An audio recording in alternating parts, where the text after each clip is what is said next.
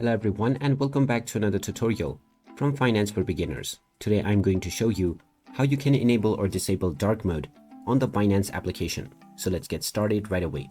First of all, open up the Binance app on your device, and once you log in using your credentials, you will end up within the homepage. From here, if you wish to change the application theme, just tap on the menu icon at the top left corner. Then from this page, tap on the gear icon at the top right, and now you will see various different settings, including appearance. Within this, just tap on theme, and now you will have various options. If you wish to enable dark mode, you can tap on the dark mode option, which will then apply the dark mode onto your application right away. If you choose the light mode, the application will now run in light mode.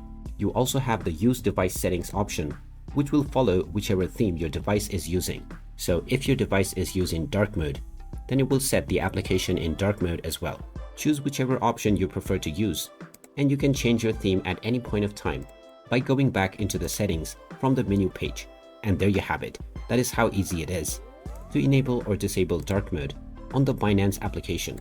If you find this video helpful, don't forget to hit that like button and subscribe to our channel for more useful tips and tutorials.